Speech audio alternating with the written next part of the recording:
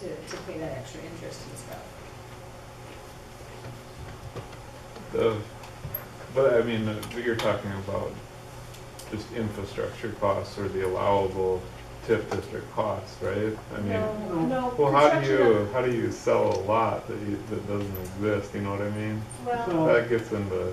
But I mean, if they've come forward with a project, it's not unreasonable for us to say, you need to essentially build this project if you want to get reimbursed. As they said, you know, they've sold you the project in order to induce you to give them tax increment financing.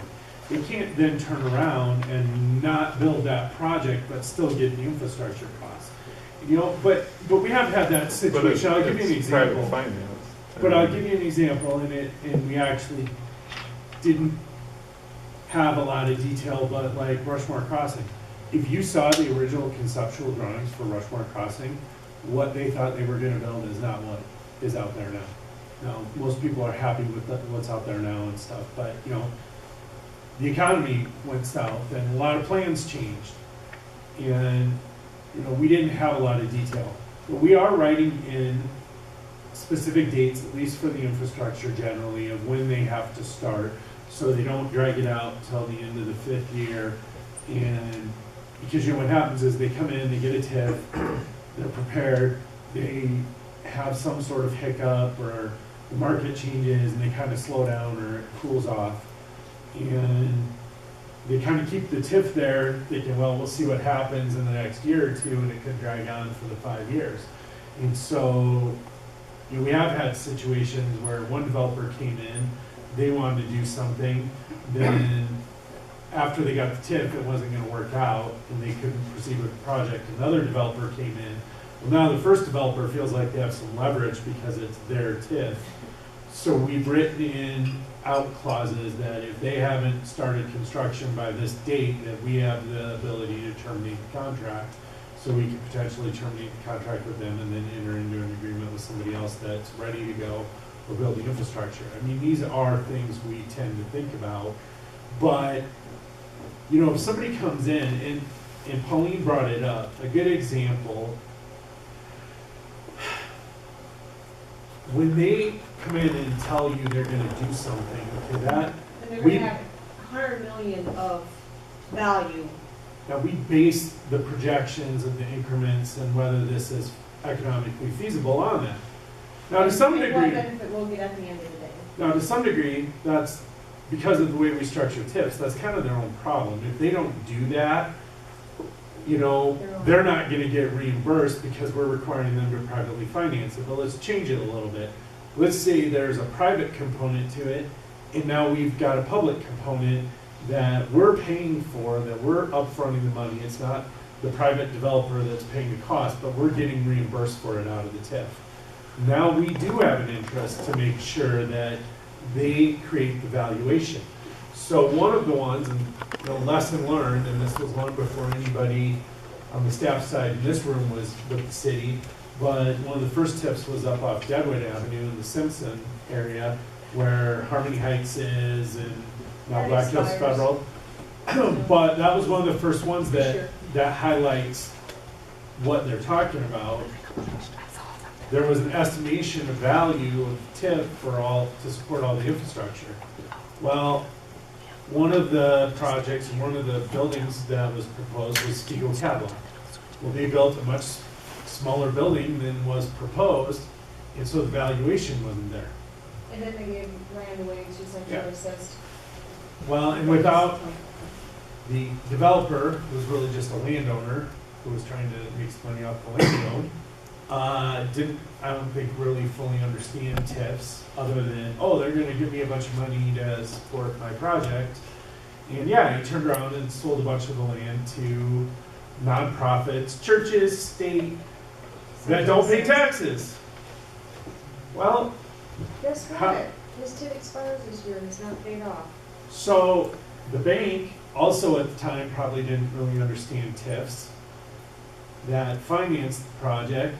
All of a sudden realized, oh wait, he sold all this land to nonprofits that don't pay any taxes, and now this has shot out the value that we based this loan on, that we thought we were going to get reimbursed reimbursed by, and yeah, it became apparent it wasn't. So Simpsons, you're combined two. Simpsons had one TID and the Spiegel had another TID. The Spiegel one Well, actually expired a while ago. There was almost $700,000 still owed on that TID. The bank did not get any personal guarantees, and so they were out the money. they initially sued us, but our agreements basically said this isn't, it's between you, so we were out, and yeah, they didn't get any personal guarantees, so I'm guessing most of them don't get personal guarantees. But the point is, you can understand the developer's dilemma. They have a lot, and somebody is offering to pay them money for that lot. And it's hard for them to say, well, you don't pay taxes, so I'm not gonna sell you the lot, because I want that money now. Worried that how it's gonna affect their bank or their financing in the future, and they just hope that, well, I'll sell other lots, there'll be other development, it'll work out. But I think people are more sensitive to it now than they were in the beginning. But we do have an interest ultimately when we enter into the agreement in trying to make sure that they build and do what they say they're gonna do. Now, the level to which we need to lock that down is gonna be dependent on the circumstances in the specific project. And that is one of the things my office looks at when we put in the development agreements. But again, if it's all their money and all their costs, the risk is kind of on them. These guys are talking about they're doing TIFs in conjunction with city-owned property. I will say when we were working on the 5th and St. Joe, I mean, that was one of the issues that we struggled with, is we did have specific, it was a tax increment district, but it was also a city-owned piece of land, and we had provisions in there about this is what kind of you need to build, some minimum requirements for this is what the expectation is. I guess that was kind of my question for you guys. A typical one downtown TIF where the city doesn't sell any land, give any land away, where it's just Typically, it's not city land that we start with. So on those, you're not requiring or reviewing any sort of performance of what they say they're gonna build, it's just reviewing the requirements of the costs that were submitted under that, the infrastructure remediation costs. I would say, yeah, we are.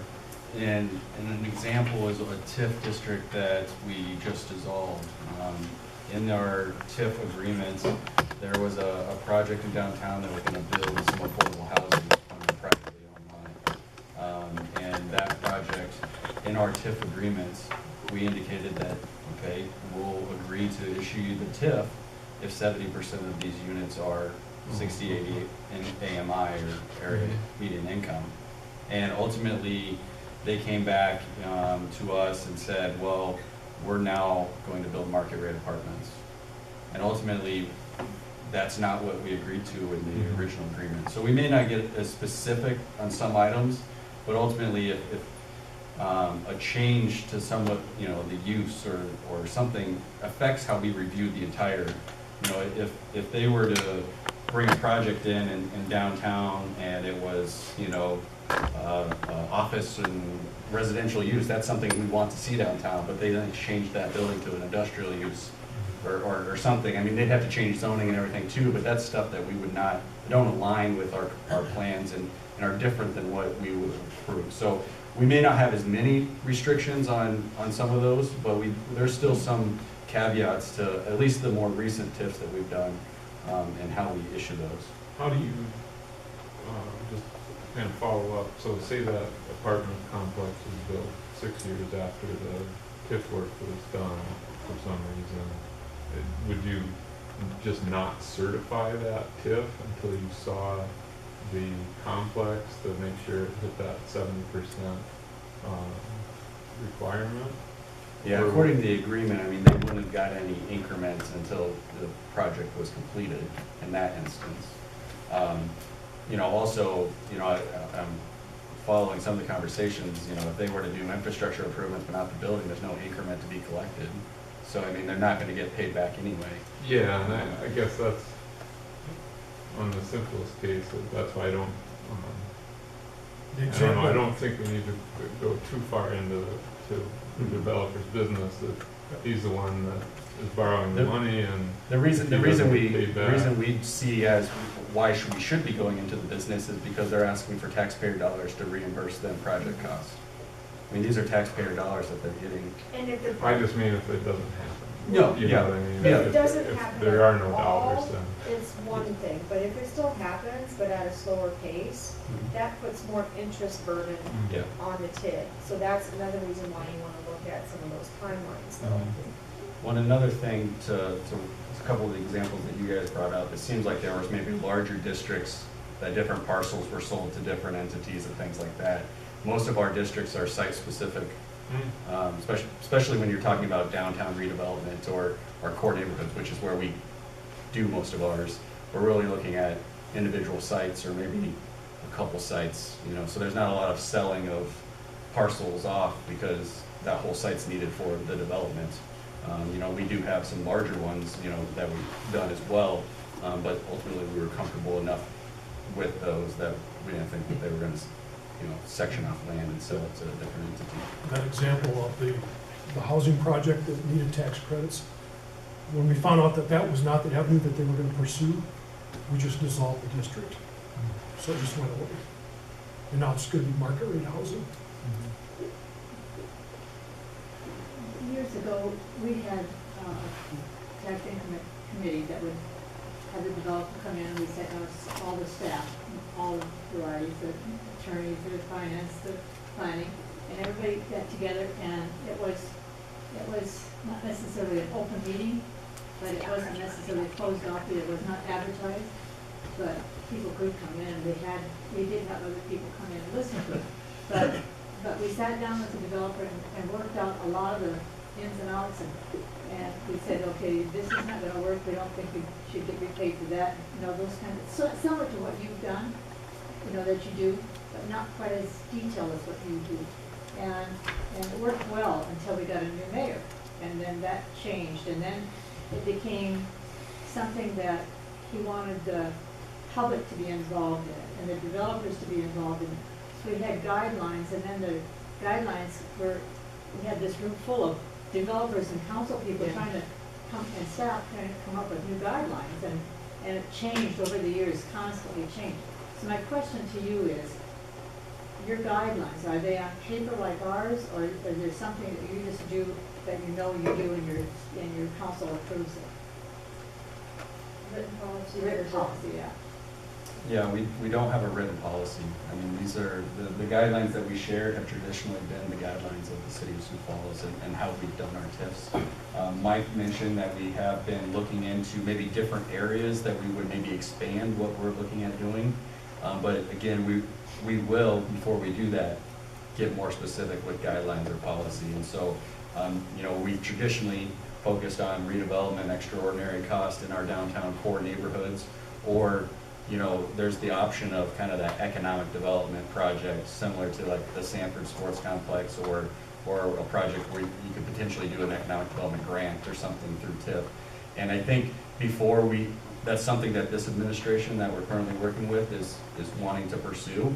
There's different, maybe some new areas of town that we're looking at, maybe looking at, or maybe, you know, if a large employer came to town, or if we're just going to target certain industries or something, that may be something that we could look at in the future. But if we were to do that, we are looking at some additional features and guidelines before we would grant something like that. And so that's something we traditionally haven't done, but it is something that we're working towards. But it's, again, up to this point, we really haven't had written policy. We've had different drafts of guidelines out there, and they've been shared with the councils and the public in the past, but you know, it's nothing written that's really out there formally to do that. And that gives us flexibility, but it also puts the burden on us to make sure that we're managing them appropriately. So we are working on a draft. I brought it with me so that we can talk about it on the road. And then it will have more of a written policy, basically what we went through with you tonight, only a little bit more formed. So we're working on something like that, yes. Okay. I think the councils in the past have really looked at bringing more, raising our base, how the city works and getting more development in here, getting more tax dollars in here. And I think that's why we've gone out in the outlying areas, because that's where we have land. And I think the developers just said, well, you can do this over here, and it just sort of exploded. And we also had a policy that in our guidelines said that you can appeal this to the city council. So we had one guy come in and we said, no, we're not gonna support that. He took it to the planning commission, the planning commission said no. He appealed that to the council said no. But we had to do all the whole process because it had this appeal process in there. So sometimes we're our worst enemies, you know, we try to be the best to the developer, and I think the difference is that you folks are acting like a bank would do, you know? You prove to me that you can do this and you follow my guide, this is how I'll loan you the money. And I think developers in Rapid City haven't necessarily felt that way. They felt like, well, that's the only thing, it's the only thing we've got, so you gotta give that to me, because, and it meets state law. Well, So- I mean, Sioux Falls, it seems to me, is less worried about saying no to people, because they figure there'll be other development, or there'll be, whereas we have this fear, especially, you know, one of the things